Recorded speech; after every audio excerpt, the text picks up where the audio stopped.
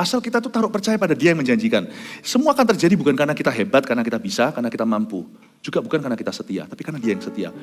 Sungguh kalau kita mau jujur, history sejarah perjalanan jurnal hidup kita itu diisi dengan ini loh. Kita waktu setia, Tuhan tunjukkan pada kita. Tuhan tunjukkan pada kita penyertaan yang luar biasa. Waktu kita nggak setia, Tuhan tetap menyertai dan tetap setia pada kita.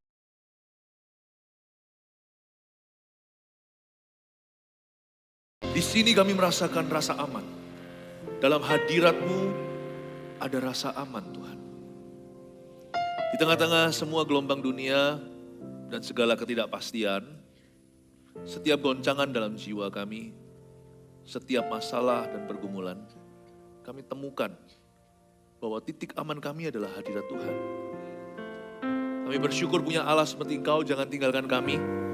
Dalam segala tingkah laku kami ya Tuhan, Engkau yang selalu menuntun kami. Please bimbing dan tuntun jemaat-Mu dalam urusan sehari-hari. Dalam hidup sehari-hari mereka. Bapa, hamba syafaat dan minta Engkau menuntun dan membimbing setiap jemaat dan domba-Mu ini ke air yang tenang, ke rumput yang hijau. Tuntun di jalan yang benar oleh karena nama-Mu. Dan pakai secuil firman yang hamba-Mu akan jelaskan sebagai porsi tuntunan tersebut. Terima kasih Tuhan Yesus. Beritakan sabda-Mu, mampukan hamba-Mu, sembunyikan di balik salib-Mu selalu. Dalam nama Yesus, haleluya, amin. Kita memasuki ibadah keempat, soal keamanan jiwa di dunia yang berubah-ubah. Tahun pergeseran hebat, pergeseran besar dan mujizat Tuhan. Tapi nggak tentu itu akan terjadi buat semua orang. Kalau pergeseran itu terjadi, banyak orang kan ditampi, tak terkecuali kita kalau kita nggak ready. Nanti lihat ya, pemain-pemain baru mulai bermunculan, pemain lama kesenggol keluar. Baik itu di dunia gereja, sektor apapun juga. Nanti yang kira dirinya kuat malah justru nanti akan jatuh. Yang kira dirinya lemah malah diangkat. Tapi tahun depan ini penentuannya. Apakah kita berdoa atau tidak? Apakah kita mempersiapkan diri atau enggak? Tahun depan itu kita sebut the year of tahun menabur doa dan menuai sukacita. Jadi kita harus nabur doa. Tahun depan itu tahun doa. Kita mesti doa nih. Harus sungguh-sungguh doa. Dunia ini semakin enggak menentu, semakin gonjang-ganjing. Tapi kita harus punya fondasi. Rasa aman itu sungguh-sungguh hanya bisa ditemukan dalam firman, dalam Tuhan. Kita mulai dulu dengan yang ini, Ibrani pasal 10 ayat 19 sampai 25. Saya baca ya, jadi saudara-saudara oleh darah Yesus kita sekarang penuh keberanian dapat masuk ke dalam tempat kudus. Karena Ia telah membuka jalan yang baru dan yang hidup bagi kita melalui tabir, yaitu dirinya sendiri. Dan kita mempunyai seorang imam besar sebagai kepala rumah Allah. Karena itu marilah kita menghadap Allah dengan hati yang tulus ikhlas dan keyakinan iman yang teguh. Oleh karena hati kita telah dibersihkan dari hati nurani yang jahat dan tubuh kita telah dibasuh dengan air yang murni. Marilah kita teguh berpegang pada pengakuan tentang pengharapan kita, sebab Ia yang menjanjikannya setia. Dan marilah kita saling memperhatikan supaya kita saling mendorong dalam kasih dan dalam pekerjaan baik. Janganlah kita menjauhkan diri dari pertemuan-pertemuan ibadah kita, seperti dibiasakan oleh beberapa orang, tetapi marilah kita saling menasihati dan semakin giat melakukannya, menjelang hari Tuhan yang mendekat. Keamanan jiwa di dunia yang berubah. Saya ajak kita lihat bagaimana jiwa kita menemukan titik aman. Jangan jadi orang Kristen yang dipengaruhi keadaan. Kita harus jadi terang dan garam, bukan tiang garam. Kita harus mempengaruhi. Dunia nggak boleh ada pengaruhnya atas kita. Karena itu orang Kristen yang aman, yang tidak akan goyang. Jadi saudara-saudara, oleh darah Yesus. Titik aman pertama kita itu ini. Darah Yesus. Kita sekarang penuh keberanian dapat masuk ke dalam tempat kudus. Darah Yesus itu bukanlah sebuah mantra. Misalnya kalau kita lagi ngusir setan. Siapa pernah lihat orang kelepasan? Coba lihat ya. Ini bukan jadi eksperimentasi atau coba-coba. Dulu sempat heboh. Sekarang sih nggak seberapa. SMP mana kesurupan semua siswanya. Sekarang ini juga banyak setan itu semakin merajalela. Lihat aja sekarang ya. Movie-movie, film-film itu banyak horornya. Ada 4 nih, gambarnya. Bisa-bisa 3 horor yang 1 film normal. Mungkin itu lebih menguntungkan, cepat kembali, break evennya. Tapi kalau kita melihat ya, misalnya kalau kita usir setan, kita sebut darah Yesus, itu teriak-teriak loh. Bukan karena darah Yesus itu mantra, darah Yesus itu history, sejarah. Pernah terjadi dahulu di Kalvari, seorang bernama Yesus Sang Mesias, dia mati bagi dosa manusia. Darah Yesus. Tapi lebih tepatnya, darah Yesus di sini itu berbicara tentang apa? Tentang sesuatu yang mendalam. Kalau kita bilang darah Yesus itu asosiasinya apa? Misalnya kalau saya itu masuk ke kamar di hotel, sama dengan tadi malam waktu saya check-in. Kan hari ini saya khotbah di sini. Hal pertama yang saya lakukan waktu masuk di suatu ruangan, ini juga bisa Anda contoh sih. Saya akan berdoa langsung. Baik itu kalau saya dengan keluarga, saya akan ajak keluarga saya doa. Atau kalau enggak, saya kalau sendirian saya akan doa juga. Pasti saya sebut darah Yesus membasuh tempat ini. Karena saya nggak tahu kan, tempat itu dipakai untuk berzina, tempat itu dipakai untuk apa, setan itu kan melekat. Kan setan itu banyak, dan setan itu melekat. Tapi waktu saya sebut darah Yesus itu bukan karena saya percaya kata darah Yesus itu mantra atau magic show. Tapi karena ada sesuatu yang saya maksudkan. Waktu saya sebut darah Yesus, saya sedang berseru dengan suara yang kedengaran baik pada Tuhan maupun setan, baik pada diri saya sendiri. Kalau saya nggak perlu mengucapkan suara sih, nggak perlu mengucapkan sesuatu bersuara untuk Tuhan tahu, karena Allah kita maha tahu. Tapi setan nggak maha tahu. Makanya itu kalau tengking harus jelas. Jangan atau dalam hati tengking-tengking. Setan nggak bisa baca hatimu. Dia bisa menuduh hatimu. Bisa memberimu nubuatan-nubuatan palsu sehingga kita itu yang diramal itu bisa jadi gelisah. Kalau terjadi itu karena kau imani, karena imanmu negatif makanya buka celah. Tapi kalau semuanya saya sebut darah Yesus, tempat itu seruan bahwa yang namanya, bahwa saya yang masuk ke kamar itu, saya berseru, I appeal to the protection of God. Saya berseru kepada perlindungan Allah yang Maha Tinggi, dan perlindungan itu at best, terbaik terjadi di Kalvari. Bahwa hidupku di cover oleh darah, bukan berarti saya berlumuran darah, kan mengerikan. Waktu kita sebut darah Yesus itu kita percaya bahwa hidup kita ini diluputkan, di cover sama Tuhan. Kayak dibacem gitu loh, tapi kan ngeri kalau darah. Maksud saya dia itu menaungi aku itu tidak berhasil karena usahaku. Aku ini tidak bisa terjamah bukan karena aku ini amal sosial beragama. Tapi karena ada satu kuasa adikodrati, sesuatu terjadi dalam sejarah yakni history. Dan itu untuk saya selama-lamanya, kekal selama-lamanya. Saya nggak perlu lagi potongan darah hewan untuk menebus dosa saya. Karena hewan sama saya lebih mulia kok dari binatang. Sekalipun kalau saya mati untuk diri saya sendiri atau mati untuk anak-anak saya juga gak bersih darahku ini. Darahku bisa bebas kolesterol, trigliserid, tapi darah saya bisa bebas asam urat. Tapi darah kita semuanya sesehat apapun. Kita punya darah itu darahnya Adam dan Hawa. Kita semua itu orang berdosa. Jadi apa dong yang bisa melindungi kita naik banding mahkamah agama? Tertinggi kita itu adalah darah juru selamat kita. Dialah tumbal dari Allah. Yesus Kristus anak Allah itu disembelih untuk kita di kayu salib. Itu sebuah seruan. Bahwa aku itu bukan sembarang orang. Aku memang bukan VIP. I'm not an actor of or star and I don't even have my own car. Aku memang bukan siapa-siapa. Mungkin mobil sendiri pun gak punya, mobil pribadi. Tapi aku punya status lebih tinggi dan itu sudah dicantolkan di sorga. Aku adalah milik Kristus dibeli dengan darahnya. Don't touch me. Can't touch this. You cannot touch this. Satan. I am not an ordinary person. I am a child of God. Kamu tidak bisa jamah aku. Kamu tidak bisa jamah bisnisku. Kamu tidak bisa jamah pernikahanku. Kamu tidak bisa jamah anak-anakku. I am a child of God. Aku adalah anaknya Tuhan. Itu membuat setan jadi, jadi bukan mantra. Darah Yesus, darah Yesus. Nanti kayak anak Askewa. Dalam nama Yesus yang Paulus beritakan. Setannya ketakutan. Tapi setelah itu, ya tahu. Yesus aku tahu. Paulus aku kenal. Yesus ya. Who are you? Digebukin sama orang kesurupan itu 7 anak Askewa, 7 anak hamba Tuhan. Bukan karena ada mantra, gak usah kita pakai darah apa lalu kita tolet-tolet sana sini. Itu gak buat setan takut, gak usah buat kayu salip-salipan lalu habis itu beginiin Dracula. Alkitab dilempar campur bawang putih. Lu kira setan bodoh? Setan tuh takut iman. What do you have faith for your protection? Where do you place your faith? Di mana kau letakkan imanmu? Sebab oleh darah Yesus, by the blood of the Lamb. Nah, kalau masuk ke dalam satu ruangan, saya berkata, darah Yesus basuh tempat ini. Gak usah masuk semua ruangan gitu ya. Masuk ke WC umum, darah Yesus. Jangan aneh-aneh ya. Tapi perlulah, kalau hotel gitu kan saya nggak tahu ya kan. Jadi supaya saya nggak nanti kena penyakit, supaya saya nggak diganggu tidurnya, mimpi buruk, ya. Hanya itu darah Yesus itu ditakuti. Tapi bukan karena takut sama darah. Setan takut sama orang yang beriman sama Tuhan. Itulah titik amanmu.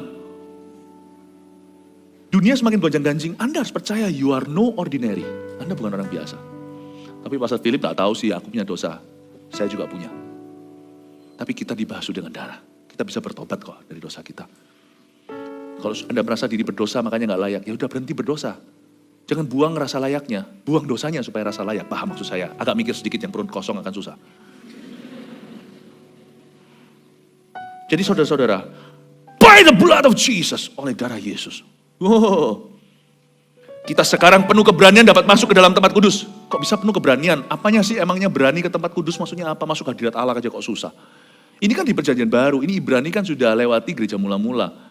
Kita sekarang penuh keberanian bisa masuk dalam tempat kudus, kan berarti masuk ibadah. Masuk ibadah aja kok berani? Ya beranilah, takut apa? Bukan, Anda harus tahu dulu ceritanya. Di perjanjian lama itu, untuk orang masuk ibadah, itu hanya imam besar setahun sekali. Dulu itu ibadah kebaktian itu enggak 5 kali. Sekali, setahun. Yes, Pastor Philip, akhirnya Tuhan mengerti batas-batasku. Dasar malas beribadah. Kita sama Tuhan tuh gak bisa overdosis. 5 kali Anda kira banyak? Belum. Lihat sekarang itu orang-orang yang harus pulang, saya kasihan. Harusnya 7 kali, Pastor. Ya. Tapi silakan duanya Anda yang khotbah.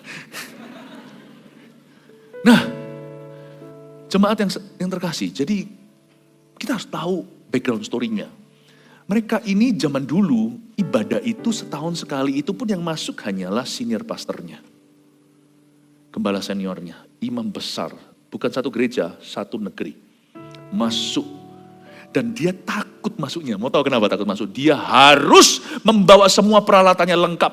Maaf, sampai cawat celana dalamnya pun gak boleh sembarangan. Tahukah Anda di imam-imam itu pakai satin, pakai lenan, semua baju luar, baju dalamnya dia harus ada loker tertentu, dia taruh gantung baju yang tidak sakral, dia masuk dengan baju yang sudah dikuduskan, sucikan, repotnya, rempongnya itu seperti itu. Dia masuk ke dalam sana itu harus pakai baju efod, ada 12 suku di sini dilambangkan, lalu harus pakai apanya, pakai terbannya, pakai ini itunya semuanya, dan harus ada kincling-kinclingnya. Bukan jingle bell, jingle bell, jingle all the way.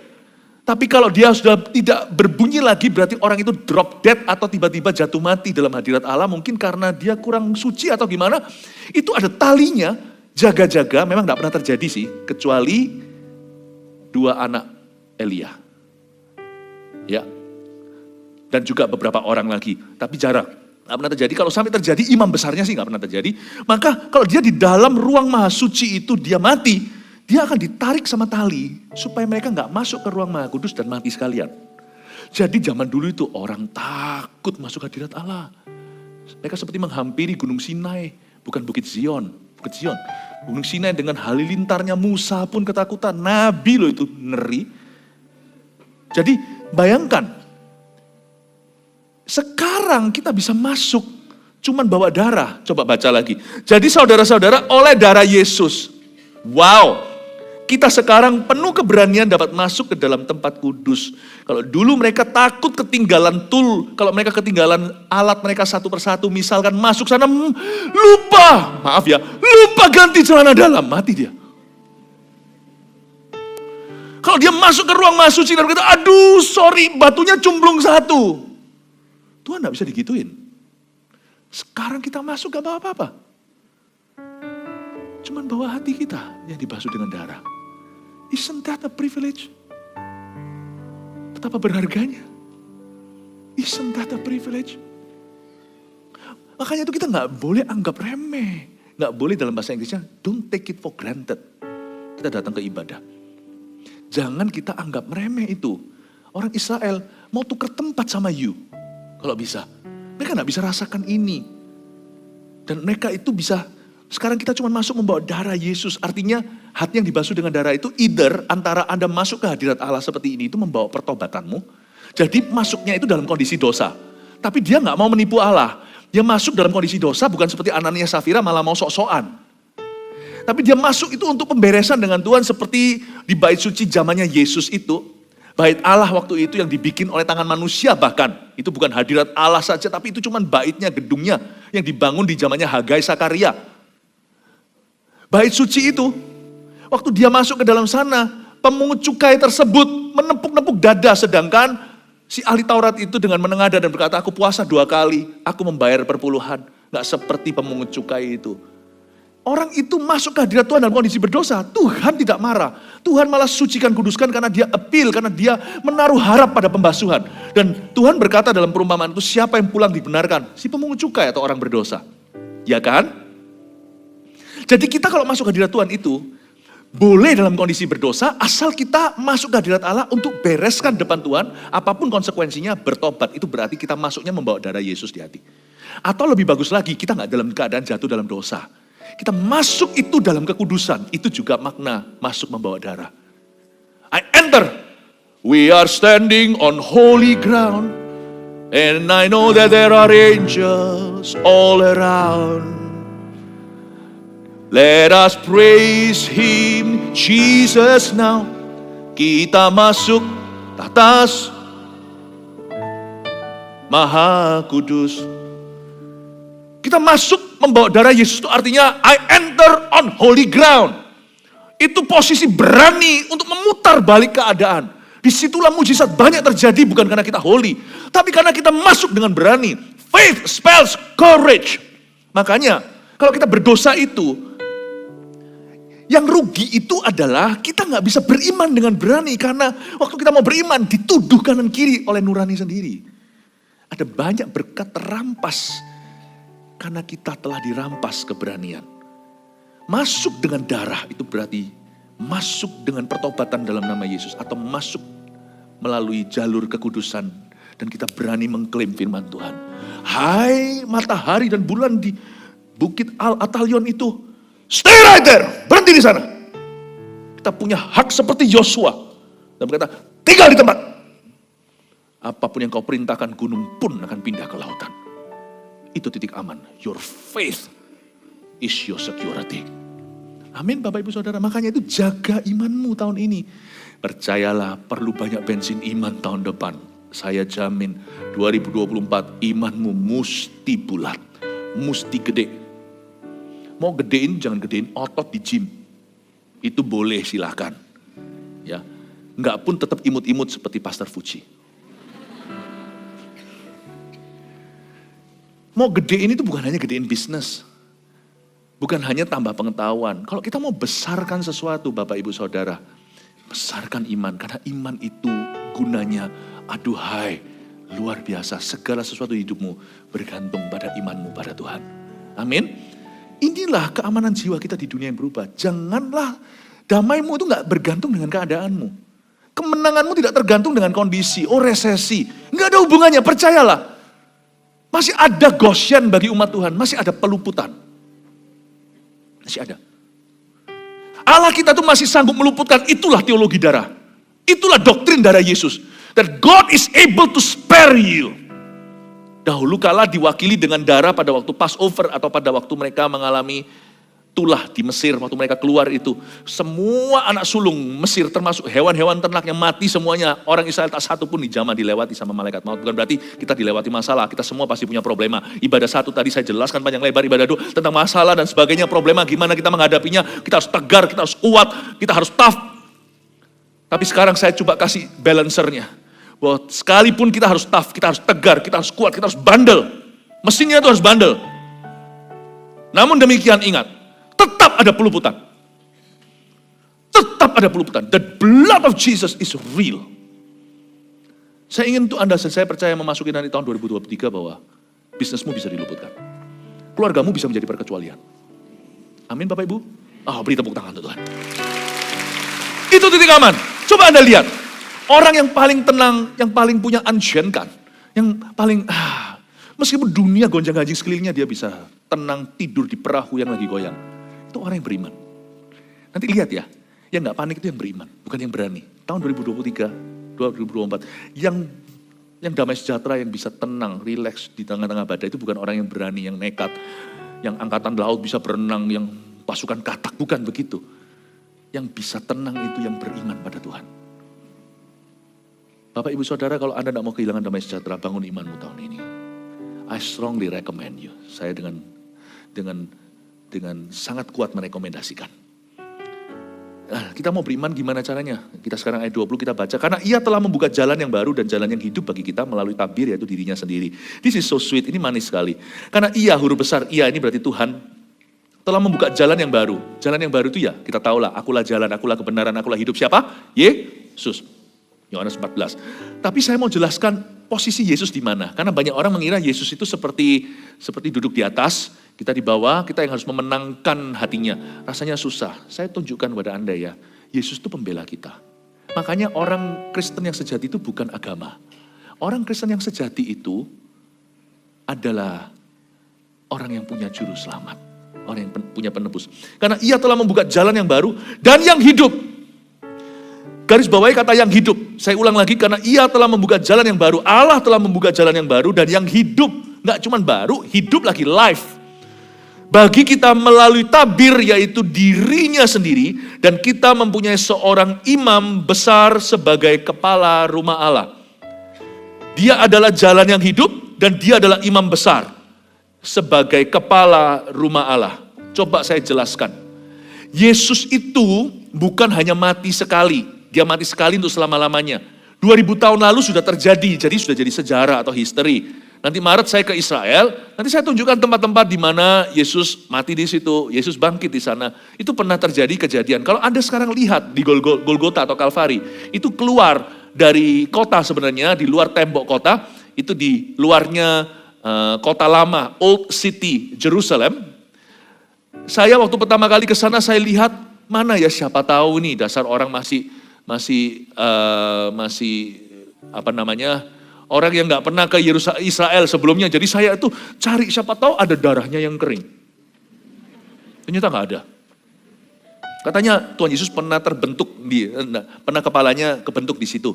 Saya lihat di temboknya situ, siapa tahu ini dasar orang, memang orang yang penasarannya tinggi. Saya ini rasa ingin tahunya tinggi. Jadi saya lihat apakah ada darah yang kering. Emangnya kalau ada mau diapain? Apa saya pegang gitu, keramat gitu? Ya enggak, cuman saya kepingin tahu aja. Enggak ada tuh, enggak ada. Jadi dengan kata lain, darah itu sudah enggak fresh. Itu pernah terkucur di situ, tapi tidak perlu kita artikan secara harafiah bahwa darah itu masih sekarang kita bawa. Darah itu udah kering, itu sudah 2000 tahun. Yesus memang berdarah-darah enggak keruan di sana. Do you know that the first year, dia adalah jalan yang baru dan yang hidup. Kata hidup di situ tuh fresh blood. Darahnya udah kering, bekasnya nggak ada, kok bisa fresh blood gimana? Kalau Anda masuk restoran, terus ditulis ini live lobster, live fish. Lalu di sana semuanya ikannya sudah rebah, semuanya di atas es. Sudah seperti itu, ya ikannya semua sudah dibeber begitu. Anda bisa protes sama yang punya restoran, katanya live. Iya, itu dulu alive. Bapak ini mau bohongin customernya ya? Live itu berarti masih berenang-renang. Loh ini bisa berenang, diambil yang mati satu digini-gini di air. Pak, live itu berarti alive. Nah ini berarti gimana dong? Ditulis di sini, ia telah membuka jalan yang baru dan yang hidup. Ini fresh blood. Artinya sekarang itu masih aktivitas. Masih hidup dan aktivitas. Saya beritahu ya, Yesus sekalipun mati sekali untuk selama-lamanya. Yesus juga hidup selama-lamanya. Listen, your God is not dead. Apa yang akan Anda alami sebentar lagi itu, Yesus sudah siap di sana untuk gandeng tanganmu. Itu titik amanmu. Tahun depan Tuhan sudah ada di situ. Bedanya kita sama Tuhan di mana? Kita itu nggak bisa hidupnya itu paralel waktu. Maksud saya, kita itu hidup sekarang. Coba kalau Anda lihat jam, 5 menit lagi itu masa depan. Anda nggak bisa ke masa depan sekarang, nggak bisa tergesa-gesa. Anda tetap di masa kini. Barusan yang saya ngomong masa kini ini, sudah jadi masa lalu. Lihat, sudah jadi masa lalu. Masa kini, lihat. Sudah jadi masa lalu. Paham maksud saya? Bapak Ibu Saudara, kita nggak hidup di segala waktu. Tuhan itu beda. Yang dimaksudkan Tuhan itu bangkit, hidup selama-lamanya. Itu Tuhan itu masih di masa lalu kita. Hah? Masa? Iya. Tuhan nggak perlu mesin waktu, Tuhan ada di situ. Tuhan ada di masa kini kita, makanya namanya Immanuel. Dan Tuhan bukan akan, tapi sudah di masa depan kita. Hah? Makanya itu saya nggak perlu diramal apa-apa untuk tahun depan. Saya cuma perlu satu ramalan aja, ramalan firman. Yesus ada di sana nggak? Ada. Cukup tutup buku. Kasihnya cukup bagiku, nggak usah beritahu aku. Tahun depan seperti apa. Kalau kita ada tema itu untuk mempersiapkan iman kita.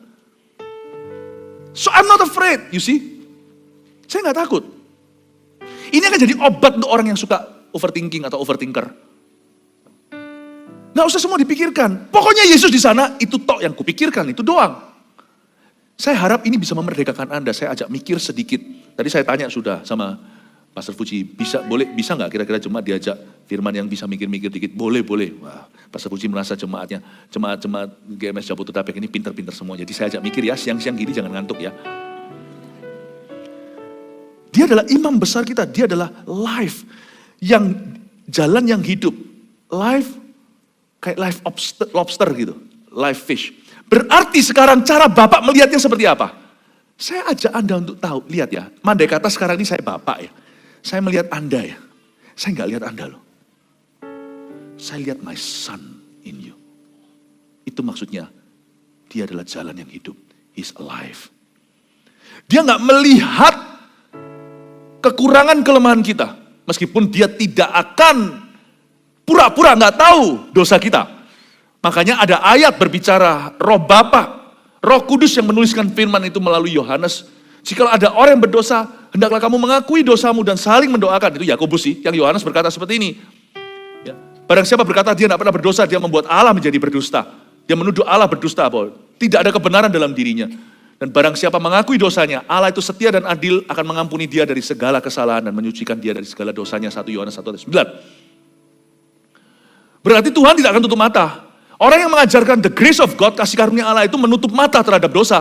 Gak apa-apa lu dosa, aku gak lihat kok. Bohong, itu pengajaran yang gak baik. Gak bisa. Tuhan tahu dosa kita. Dan kemanakah aku dapat pergi menjauhi rohmu Tuhan, pasti dikejar sampai ujung bumi sama Tuhan. Karena Tuhan tidak mau hanya kita pemberesan. Tuhan mau kita bertumbuh dalam kebenaran. Hidup dalam dosa membuat kita bertumbuh dalam salah.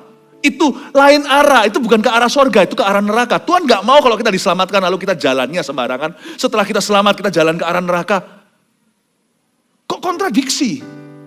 Kalau kita sudah selamat, kerjakan keselamatanmu, berarti arahnya kepada kebenaran. Karena kita dipanggil untuk menyembah Tuhan dalam roh dan kesalahan, betul? Roh dan kebenaran. Kalau ada salah jangan pura-pura gak tahu. Kalau ada salah Tuhan akan mengejarmu. Tapi yang saya maksudkan, bagi orang-orang yang selalu merasa dirinya gak cukup, gak bisa. Please berubah juga, sekalipun bukan soal dosa. Bapak itu melihat Anda, banyak orang itu yang gak ada salah, gak ada apa, gak ada sesuatu yang sengaja. Tapi dia gitu aja deh, pokoknya sifatnya itu gak pernah rasa layak di hadapan Tuhan. Makanya itu imannya gak bisa bertumbuh, gak bisa berkembang, apa-apa gak berani sama Tuhan, gak penuh keberanian masuk hadirat Allah. Selalu merasa Tuhan itu marah padahal dia gak lagi salah, apalagi kalau dia lagi salah, biasanya lari dari hadirat Allah. Orang yang seperti itu menurut saya defisit iman. Kalau begitu terus imannya itu iman negatif, gak akan bisa bertumbuh. Tahun depan akan jadi korban dunia yang berubah-ubah. Hidupnya seperti diombang-ambing itu, hati dan perasaannya gak bisa jaga hati dalam segala waspada. Makanya untuk orang yang seperti ini saya kasih antidotnya, saya kasih obat. Listen ya, Bapak hari ini tidak melihatmu. Bapak melihat the life Jesus in you. Makanya waktu kita masuk hadirat Tuhan, kita kira Tuhan akan marah. Tiba-tiba kita dijamah, kita menangis, kita terharu. Kok bisa ya? Kok Tuhan gak singgung gak? Gimana? Ya saya tahu diri sih, saya tinggalkan dosa itu. Kok bisa ya? Kok bisa aku gak seperti zaman dulu ya, dipukul halilintar mati gitu seperti anak-anak Eli. Kenapa? Aku dosanya juga unda-undi. 11-12 tuh sama dia. Perzinahan juga, uang juga. Kok bisa ya aku diterima begini? Listen, ada perbedaan di zaman perjanjian baru. Ever since Jesus, sejak Yesus mati, bangkit, and He's alive forevermore, dia hidup selama-lamanya. Dan ketika Anda maju ke depan altar call atau menerima Yesus karena diajak teman, ketika Anda mengakui Yesus tinggallah dalam dirimu, boom, He's in you. Dan Bapak tidak melihatmu lagi. Bapak tidak melihat Philip Mantova. Waktu saya hari ini dipakai untuk bisa memberkati Anda itu bukan karena saya layak dipakainya. Bapak melihat Yesus di dalam saya. Dan bahwa saya bekerja sama dan mau dibentuk oleh Yesus. Dan bahwa saya mau dipakai oleh Yesus. Bapa akan mencurahkan berkatnya. Orang sembuh, orang apa. Itu bukan karena saya layak. Itu karena Yesus berkenan kepada Bapa. Yesus ada di dalam diriku. Aku mau nurut sama dia. Tahu enggak? Berkatmu datang dari caramu memperlakukan Yesus. Saya harap Anda mengerti bahwa He's that life savior in you. Dia adalah life savior. Dia adalah imam besar. Kata imam besar itu dia a person atau seorang pribadi. Saya kenapa saya ngomong begini, saya ngajarkan supaya Anda tahu. Kalau Anda menghadap Bapak itu, Anda tidak usah pakai janji palsu. Aku kalau nanti ya Pak, kalau aku begini begitu nanti aku mau melayanimu itu, nggak usah begitu. Datang aja, sembah Yesus. Langsung Anda sudah ada di dalam hadirat Allah. Jalan masuknya cuma Tuhan Yesus. Dan Tuhan Yesus tidak minta Anda sempurna baru bisa masuk hadirat Allah. Dia akan menyempurnakanmu, jangan membangkang saja. Jangan memberontak. Meskipun pernah salah, berlumuran dosa, masuklah hadirat Allah seperti pemungut cukai si pendosa itu. Asal ada berserunya ke Yesus, bergantungnya ke Yesus, berserahnya ke Yesus. Tidak ada 1-2 menit, 1-2 detik Anda sudah ditemukan dalam hadirat Bapa, dilayakkan oleh Dia. Amin Bapak Ibu Saudara. Coba lihat kanan kirinya. Saya harap Anda bisa lihat Yesus dalam diri orang itu. Yesus adalah asyir kita yang hidup selama-lamanya. Dua-dua. Karena itu marilah kita menghadap Allah dengan hati yang tulus ikhlas dan keyakinan iman yang teguh. Oleh karena hati kita telah dibersihkan dari hati nurani yang jahat. Dan tubuh kita telah dibasuh dengan air yang murni. Ayat 22 ada sebuah himbauan bahkan perintah. Karena itu marilah kita menghadap Allah. Kata menghadap Allah sana, draw near to God. Bapak itu seperti bilang gini loh hari ini. Ayo kalian-kalian yang takut mendekat. Mendekatlah, jangan takut. Jangan takut aku memukulmu. Jangan takut aku marah. Ada beberapa orang ketemu sama saya, lalu grogi. Padahal saya loh juga nggak gigit. Lalu temannya sungguhan kan bilang gitu, nggak usah takut. Pastor Philip nggak gigit kok. Saya langsung setuju, amin. Saya nggak gigit kok. Bapak juga seperti itu. Mungkin sekarang lucu. Bapak juga mungkin merasa ini sebuah humor segar. Kenapa sih kamu itu sudah berapa tahun ikut aku? Gak pernah sungguh-sungguh cari aku. Kenapa kamu takut mendekat? Rasa gak layak. Siapa? Kapan kamu layaknya? Emangnya orang itu yang dekat sama Tuhan itu layak? Coba dia bisa dekat ke aku gak kalau gak dilayakkan? Berapa banyak orang-orang di perjanjian lama itu layak-layak. Kaum Lewi pada waktu mereka waras-waras. Bukan waktu mereka akhirnya beberapa di antara mereka murtad. Bukan. Bisa gak mereka masuk ke hadiratku? Mereka jauh lebih layak daripada orang yang Anda tuding dan tunjuk dan berkata orang itu dekat sama Tuhan. Kalau orang itu gak layak pun bisa sedekat itu sama aku. Ayo dong dekat sama aku. Aku Bapak gak menggigit. Panggilan. This is an invitation. Tahun depan. Dekatlah sama Tuhan. Jangan jadi orang Kristen pelataran. Jadi orang Kristen yang so-so. Wah jangan. Saya masih merokok. Ya semua dosa sudah saya tinggalkan. Cuma satu ini gak bisa berhenti. Ya, coba saya tanya telur sama ayam. Mana dulu kalau ciptaan, kejadian 1 gak ada yang namanya, maka dari telurlah Tuhan ciptakan ayam. Ayam dulu kan. Copot ini dulu dekat sama Tuhan, atau gara-gara dekat sama Tuhan copot ini. Percayalah kalau Anda gak dekat sama Tuhan, gak bisa bebas kecanduan. You must draw near to God. Harus mendekat pada Allah. Kalau Anda mau menang tahun depan, kalau Anda mau merasakan damai sejahtera, mau mengalami pekerjaan Tuhan, draw near to God. Mari kita menghadap Allah. Jangan tolak-tolak ibadah, jangan tolak-tolak doa, jangan tolak pelayanan. Memang kalau Anda masih begini lalu khotbah, ya nggak pas pelayanannya. Coba bayangkan setelah khotbah ini saya turun langsung keluarkan. Anda bisa ketawa, karena nggak kejadian. Tapi kalau kejadian, akan terjadi keluaran. Semua keluar pasti. Wah, pendetanya Maur Sharon, itu loh, Pastor Philip itu. Begini setelah ngepul, setelah khotbah. Ya nggak kejadian ketawa, kalau kejadian keluaran pasti semua keluar dari gereja.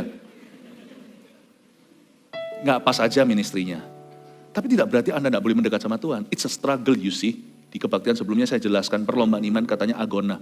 Artinya struggle. We have struggles, we're not perfect. Justru kita butuh Tuhan. Justru kita perlu mendekat.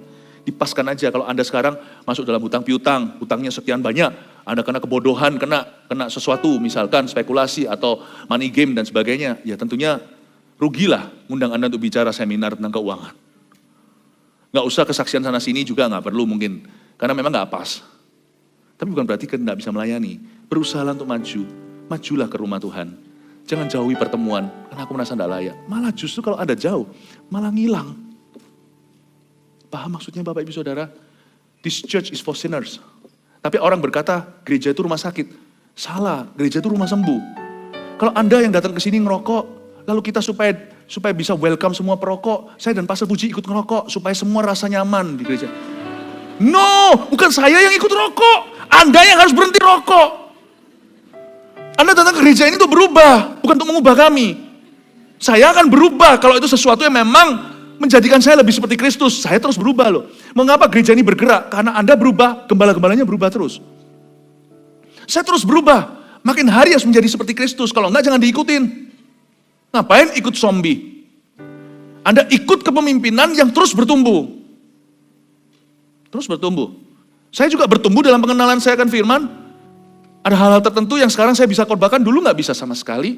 Bukan karena pengetahuan, tapi karena pengalaman. Harus bertumbuh. No. Gereja bukan rumah sakit, gereja itu rumah sembuh. Rumah sembuh. Tapi, we can enter church, masuk ke gereja. Beginning mulainya dengan sebagai seorang sinner. Jangan lari dari ministry. Anda bisa terlibat dalam pelayanan. Ikut Our Sharon Journey. Ikut dasar-dasarnya kekristenan, dibaptis. I know you're not perfect. Udahlah jangan pura-pura sempurna gitu. Wajahnya tuh kelihatan kayak sempurna banget. Terlalu sempurna lah. Kita semua tahu, you and me, Anda dan saya sama-sama taunya kita gak sempurna. Kalau orang Lewi itu gak bisa masuk, peduli amat dia siapa. Yang masuk ke ruang suci hanyalah imam besarnya. Saya lebih bagus dari orang Lewi itu? Enggak, kalau saya hari ini bisa membawa hadirat Allah, misalnya waktu saat duduk bersama Pastor Puji, waktu worship night gitu. Kalau kita bisa, itu bukan karena kita layak. Kalau kita bisa dilayakkan, undi 11-12 lah sama Anda. Kelihatannya jauh ya kalau kita itu berdiri di sini, misalnya, coba lihat ya. Kalau kita berdiri di kota Jakarta sama Jogja, sekarang udah ada tolnya ya. Wah kan jauh ya. Tapi dari bulan, Anda lihat, deket. Pernah naik pesawat? Pulau Jawa, Jakarta, situ Bandung, nempel. Tapi kalau dijalanin, kayak bulan, udah deket tapi gak nyampe-nyampe. Iya kan? Dari sisi Tuhan 11-12. Saya lebih holy dari sisimu. Wow, Pastor Philip, Pastor Puji, wah gimana? Dari Tuhan. Ya, cabut tuola. Ya kurang lebih lah. Apa bedanya? Cuman saya yang kita bisa ngampuni, cuman lebih dulu bisa ngampuni. Yang sana masih kepahitan, tinggal dilepaskan dari setan lalu bisa ngampuni. Cuman 2 langkah. 11-12. Kalau saya bisa, Anda bisa. Jangan pernah melabel orang-orang itu sudah rohani. Anda juga bisa rohani. Coba ngomong makanan kirinya, jangan beralasan. Lebih rohani mulai hari ini. Haleluya, kasih tepuk tangan tuh Tuhan. Gak ada alasan di gereja kita gak bisa melayani, gak bisa CG, gak bisa, gak ada alasan. Harusnya tahu dari Natal tahun lalu. Kalau Anda mengikuti juga kan, kita sama-sama gak ya waktu itu di Surabaya? Enggak ya. Yang choir di Surabaya itu bisu tuli. Bisu tuli choir, choir itu biasa nyanyi. Itu sebagai sebuah pernyataan dari gereja kita bahwa orang bisu tuli pun bisa nyanyi di gereja kita. Jadi kalau Anda punya tanganmu kerja buat Tuhan, kakimu jalan cari jiwanya, mulut memuji namanya, jangan beralasan semua orang bisa pelayanan. Di gereja ini, even the handicap, orang cacat pun bisa melayani Tuhan. Oh haleluya. Oleh karena itu saya langsung lompat sekarang ke ayat 24. Dan ayat 23. Marilah kita teguh berpegang pada pengakuan tentang pengharapan kita. Itu pernyataan iman tadi. Sebab Ia yang menjanjikannya setia. Asal kita tuh taruh percaya pada Dia yang menjanjikan. Semua akan terjadi bukan karena kita hebat, karena kita bisa, karena kita mampu. Juga bukan karena kita setia, tapi karena Dia yang setia.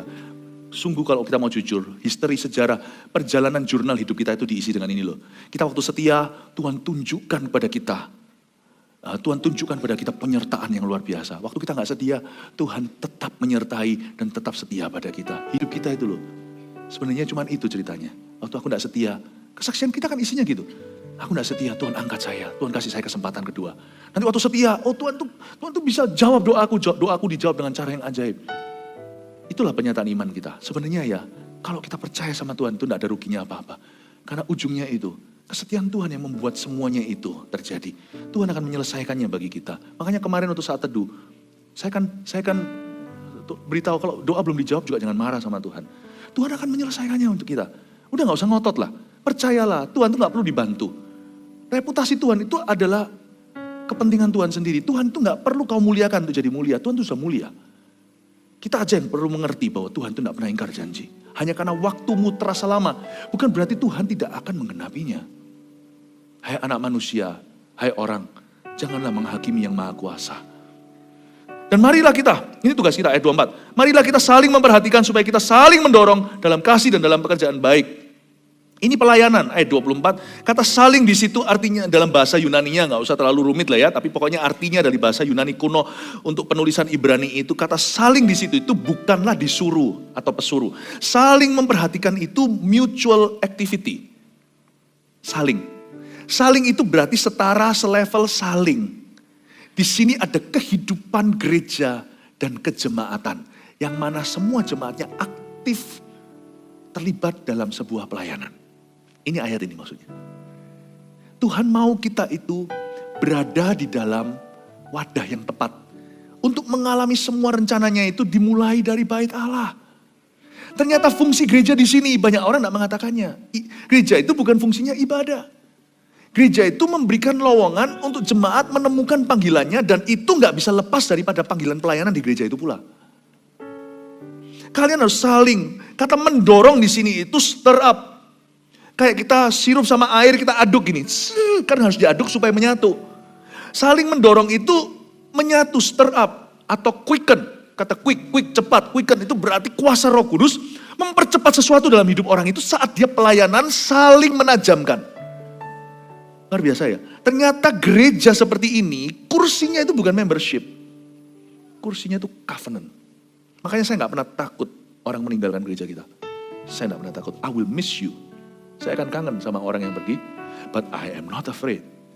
Karena kalau kita gereja benar-benar jalankan titah Allah. Kalau kita gereja benar-benar jalan dalam relnya Allah. Satu kursi itu kosong. 10 atau 100 atau 1000 yang tunggu duduk di situ. Karena itu covenant with God. Itu perjanjian dengan Tuhan. Karena waktu dia duduk, dia terlibat, ada stirring in his spirit. Yang mana harusnya gak terjadi minggu itu, tapi karena dia di stirring, karena dia diaduk oleh Roh Kudus. Di tengah-tengah berkat dan urapan korporat ini, dia keluar dari gereja ini. Harusnya gak kejadian dalam hidupnya, karena itu bukan porsinya dia. Tapi karena dia kena ciprat berkat korporat itu, dia keluar, dia mengalami mujizat yang seharusnya dia tidak didaftarkan di sana. Dia kena itu karena asosiasinya dengan saudara seiman. Apa hubungannya bayang-bayang dengan kesembuhan? Petrus bayang-bayangnya menyembuhkan karena dia itu berdoa. Anda baca, di awal-awal dia membangkitkan orang lumpuh, itu dia pakai kata-kata. Tapi setelah itu kena keciprat berkat korporat, mereka berdoa sama-sama goncang tempat itu, nanti lihat bayang-bayangnya menyembuhkan. Itu bukan berkatnya Petrus. Itu adalah berkat korporat gereja mula-mula. Anda harus tangkap ini, rahasia ini. It's never about ibadah. Church adalah organisme Allah. Ini agak sedikit berat untuk Anda pikirkan. Tapi sudah waktunya kita dapat makanan keras. Makanan keras itu bukan dibentak-bentak. Makanan keras itu kontennya. Ya. Itu bukan berkatnya Petrus. Nanti setelah dia di stirring atau dia diaduk itu dia keluar. Waktu dia keluar sudah keluar dari gereja itu kembali ke kehidupan. Bukan keluar dari gereja. Maksudnya dia pulang ke rumah. Doa berkat pulang. Amin.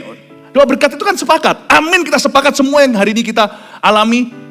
Kita ucapkan berkat atasnya, lalu kita pulang. Sendiri-sendiri tuh, kerjanya sendiri, tinggalnya jauh, mungkin ada yang kesini, ke situ. Tapi mereka mengalami sesuatu yang mirip dalam covenant gereja itu.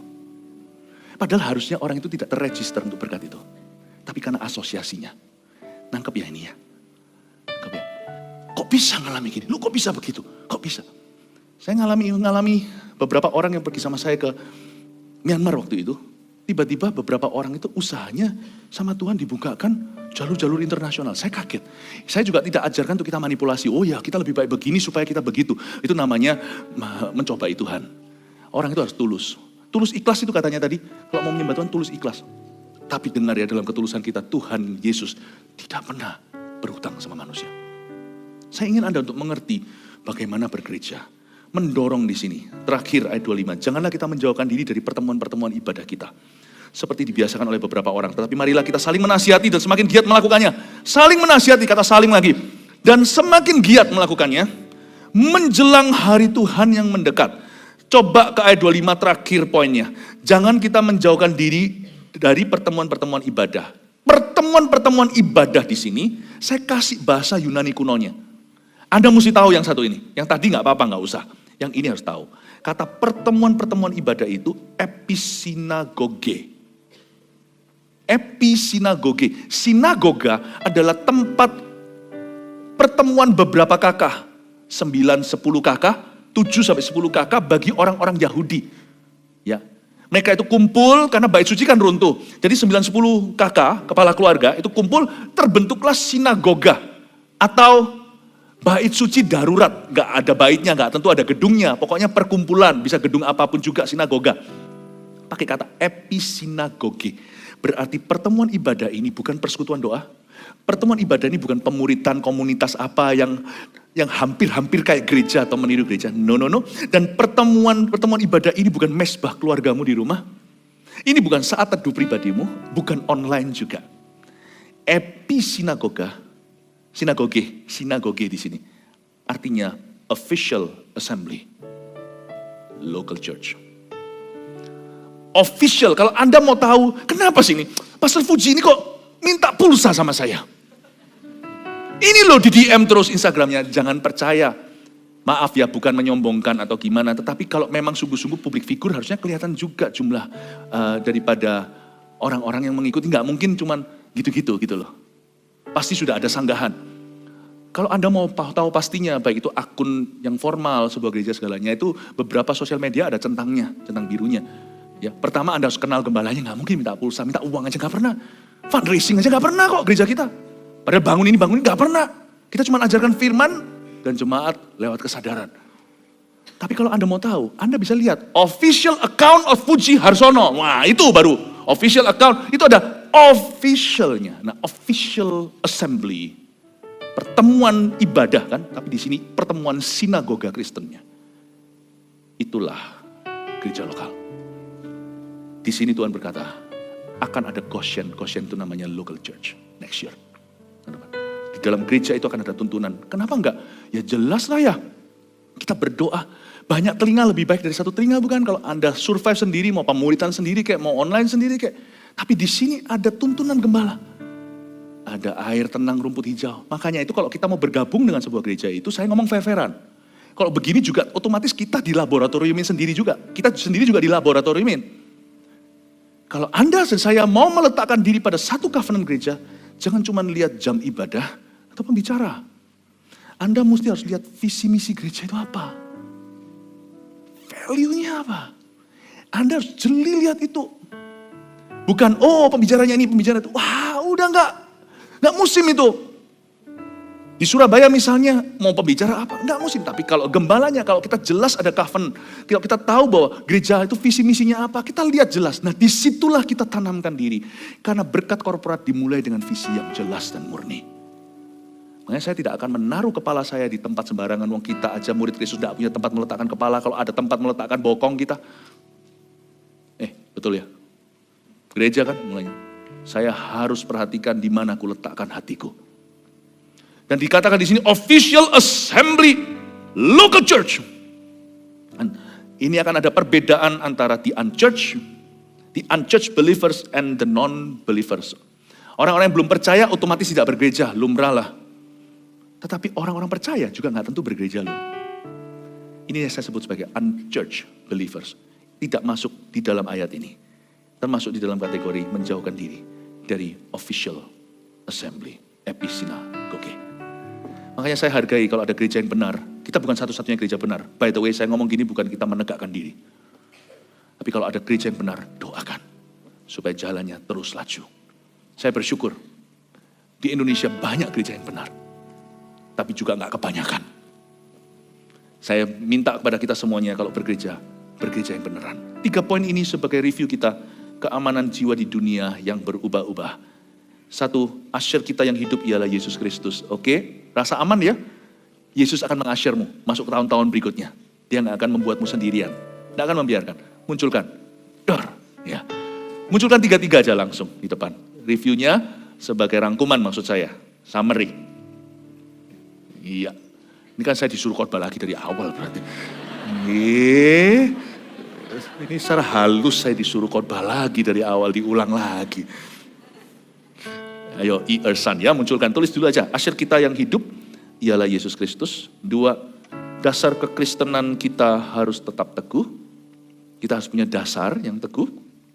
Pernyataan iman tadi. 3, gereja lokal adalah tempat ideal bertumbuh. Saya kasih jelasan yang nomor 2 tadi saya jarang jelaskan. Simple aja lah ya. Dasar kekristenan kita harus tetap teguh itu gimana? Kenapa kita dalam gereja yang jelas, yang official, dan kita harus bertumbuh? Why? Karena nanti ke depan dunia semakin berubah-ubah. Gonjang-ganjing ini bahaya. Beberapa hal Anda mau catat silakan. Ini Anda mau foto-foto dulu aja silakan. Ayo sana cepat ya. Foto ya, bukan di video ya. Ini foto nanti ternyata bukan foto ini, nanti masuk di dalam Instagram story-nya, lalu di bumerang, kayak gini-gini. Bisa aja gitu loh, foto pembicaranya pas lagi mulutnya mencong, gimana? Kalau foto tuh yang pas lagi bagus dikit gitu gimana? Kenapa kita harus taruh jiwa kita di titik aman termasuk bergereja lokal? Karena dunia ini akan semakin tidak menentu ya. It's gonna be crazy. Karena itu kita perlu sekali untuk tertanam dengan baik. Dan kita harus kuat dalam dasar kekristenan misalnya tentang Trinitas. Kita tidak usah punya pengetahuan sampai sekarang tidak ada orang bisa menjelaskan Trinity atau Allah Tritunggal. Tapi paling tidak kita jangan nyeleneh sendiri dan berkata, wow ada member baru Allah Tritunggal, ada 4 ternyata. Ya, jangan gila. Allah Bapa, Allah Putra, Allah Roh Kudus, simple, ketiganya Esa. Gimana caranya? Someday in heaven we will know. Tapi pokoknya sekarang tidak menjadi isu kok. Orang yang diselamatkan yang lahir baru tahu kok itu. Tahu kok, kita tahu aja dan aman. Kita tahu. Bukan Allah kita orang Kristen 3, bukan. Atau Allah kawin mengawinkan, makanya ada anak dan bapak. Ngawur. Manusia hidupnya, pikirannya cuma seks doang soalnya. Itu contohnya Trinitas. Kristologi gak boleh salah. Jangan tiba-tiba punya ide baru, iya Kristus itu ternyata diciptakan. Enggak ya. Yesus itu equally God, dialah anak Allah. Dialah Allah. Kristologi harus jelas. Makanya itu khotbah-khotbah sebenarnya itu Anda tidak sadar. Bahwa setiap khotbah-khotbah kami itu di dalamnya diselipkan doktrin-doktrin yang jelas. Tentang apalagi soteriologi. Soteriologi itu dalam bahasa-bahasa teologinya, soteriologi artinya keselamatan. Keselamatan hanya lewat Yesus saja. Bukan zaman dulu Yesus plus sunat. Kalau sekarang Yesus plus apa? Kamu mau selamat kamu harus Yesus dan MSC 1. Loh. Atau kalau kamu mau selamat kamu harus Yesus plus kamu harus memberikan persembahan perpuluhan. Bukan. Itu semua beda maksudnya. Itu semua ada tempatnya. Tapi bukan keselamatan, soteriologi. Keselamatan harus jelas. Karena nanti ke depan lebih banyak angin-angin pengajaran yang sesat yang akan menggoncang. Yang disikat tahu nggak apa? Kristologinya, ke Kristus. Kalau itu bisa disikat semua bangunan goyah. Siapa bisa percaya Yesus adalah ciptaan dan dia hanyalah nabi. Orang itu tidak akan menerima penebusan. Ya, misalnya apalagi? Bibliologi. Nanti kan bingung, loh kenapa kok agama ini kita punya buku kan 66, 37 perjanjian lama, 39 perjanjian lama, 27 perjanjian baru. Kenapa kok ada kepercayaan yang lainnya itu kitabnya lebih banyak? Saya kalau ditanya gitu kan jawaban saya singkat aja, kalau saya pakai bahasa teologi nanti orang tambah bingung. Saya bilang 66 ini kejadian sampai Wahyu aja kita bacanya bolong-bolong, lu minta berapa? Mau minta 80? 66 ini kita mau jadi setara serupa dengan semua yang ditulis di dalamnya aja kita ngos-ngosan, mau berapa? Mau 98? I'm fine with kejadian sampai Wahyu. I'm fine, thank you. Tadi di kebaktian sebelumnya saya jelaskan cara baca Alkitab gimana. Kalau kita takut tersesat, nanti dengarkan sendiri.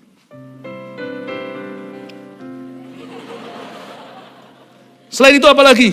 Belum lagi ngerinya nanti keluar LGBT segalanya. Kita dilahirkan banyak hal yang membingungkan.